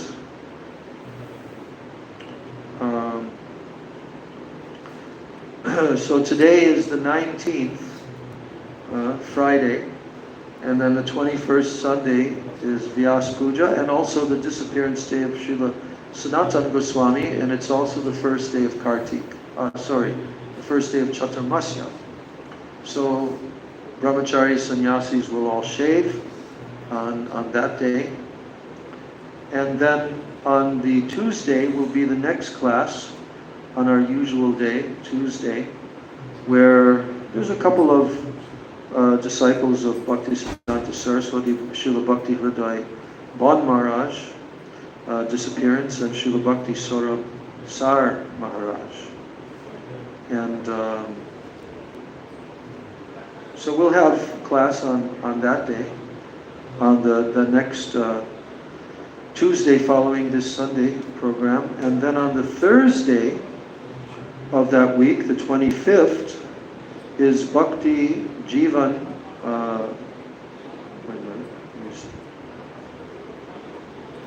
Bhakti Jivan Acharya Maharaj, one of the disciples of Bhaktisiddhanta Saraswati. But the next day after that is Srila Gopal Bhatta Goswami's disappearance day. So I'm thinking that perhaps we can switch the Thursday class to Friday so that it's actually on the disappearance day of Srila Gopal Bhatta Goswami. So there can be some very, very nice katha on that day. Because it's best to worship the acharyas on their appearance and their disappearance days. So, how does that sound? We just switch it, kind of like we just did this week. So it won't be Thursday, but it'll be Friday the 26th. And then that Sunday is actually the disappearance day of Srila Lokanath Goswami. So very nice katha about him on that day. Then, coming up to the next Tuesday, the 30th, we will have class, but there's no appearance day on that day. But the day after is Ekadasi, Kamika Ekadasi. And also it is the Wednesday, the disappearance day of Srila Bhakti Kamala Govinda Maharaj, who disappeared a few years ago in Vrindavan. So that will be on Wednesday, but we'll still have our class on Tuesday. And then Wednesday is Ekadasi and that day. And then the Thursday after, actually here they'll be celebrating our Bhaktivedanta Tirtha Maharaj, his disappearance day here. So they'll be having a festival here. And then on the Sunday will be the 37th anniversary of the disappearance of Srila Bhakti Rakshak Sridhar Goswami Maharaj. And on that day, I will go there to the temple of Srila Sridhar Maharaj, Sri Chaitanya Saraswati Bhakti. They'll have a big festival there. So our program will not take place on that Sunday, August 4th. And then the next week, from the 5th to the 11th of August, there is only one day which lands on a Thursday, and it's the disappearance of Srila Raghunandan Thakur and Srila Vamshi Das Babaji. Yes. Make sure. Yeah, Vamshi Das Babaji. So guess what happens after that? The next week after that, from the 12th to the 18th, but beginning on the 16th, is Julan Yatra, Pavitra Ropam Ekadasi, and in Vrindavan they have the festival for Srila Rupa Goswami's disappearance day, which is the day after. It will be on a Saturday here, Saturday the 17th, Sri Krishna, and also disappearance of Gauridas Pandit, Sri Govinda Das Pandit, and Srila Rupa Goswami. So we will have katha on that day. So that means that our Sunday class will be switched to Saturday instead of Sunday. Okay? Sunday class will be switched to Saturday, the 17th. And guess what happens after that? On the 19th, Monday, which is the end of the Julan Yatra, then it's the day of Srila Baladev Purnima, Lord Balaram's appearance day. So that Lord Balaram's appearance day takes place about 1 week before Krishna's appearance day. So the following week, there will be Krishna Janmashtami on Tuesday, the 27th. And Nandotsava, the 28th, on Wednesday. And Srila Prabhupada's appearance day on that day. So, in this way, we will have katha this Sunday and Tuesday. Yes.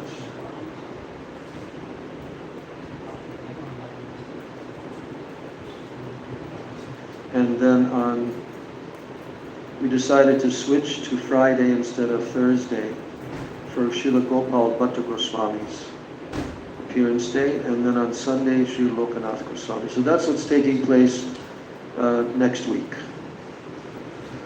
So, Sri Chaitanya Charitamritam ki jai, Sri Gauranga Mahaprabhu ki jai, Sachinandan Gaur Hari ki jai, Nitai Gaur Premanande, Hari Hari Bol.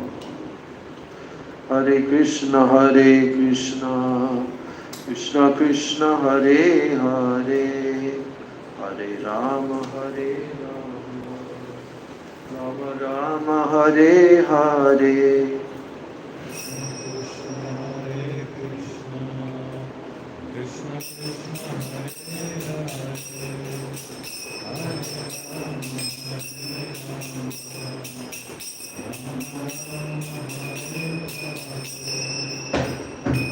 Krishna, Hare Krishna, Krishna Krishna, Hare Hare, Hare Rama, Rama Rama, Hare Hare, Hare Krishna,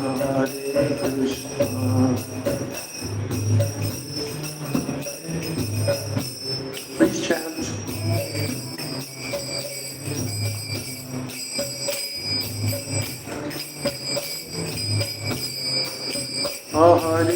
Hare Krishna, Krishna Krishna, Hare Hare, Hare Rama,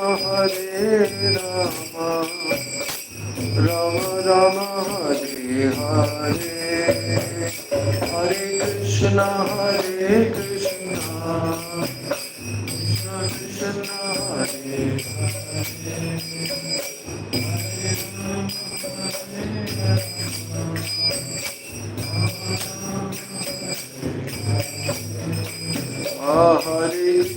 Hare Krishna, Krishna Krishna, Hare Hare, Hare Rama, Rama Rama, Hare Hare, Hare Krishna, Hare Krishna,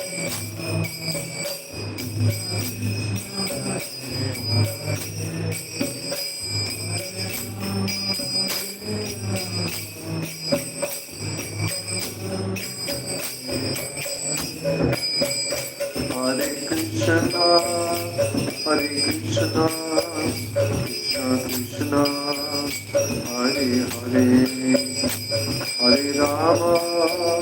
Hare Rama, Rama Hare Hare.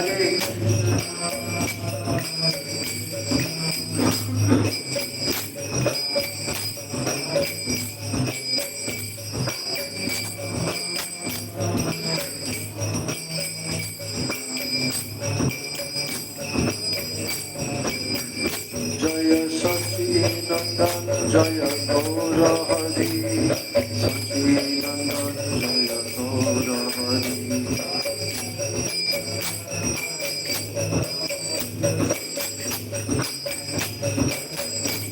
Jai Gaura Hari Bol, Hari Bol, Hari Bol, Hari Bol.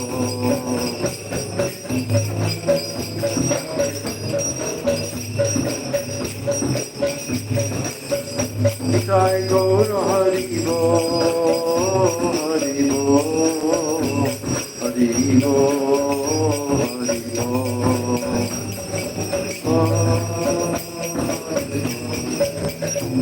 Hari Bol, Hari Bol.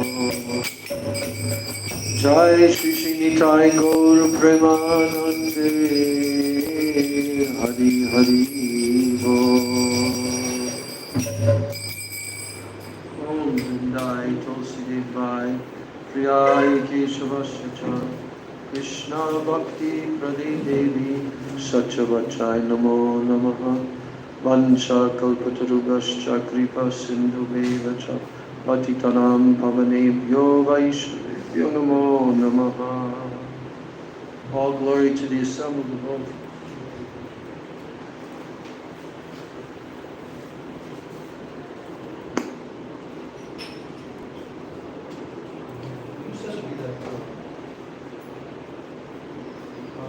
What's that? I'm pretty sure it was you that said about, like there was some kind of expectation that Trump was going to be assassinated. and therefore Oh, yeah, I sent that to he you. said that to me. He was the first one to come out with it. Now it's coming out of his, other news that this company, Yeah. they shorted, first he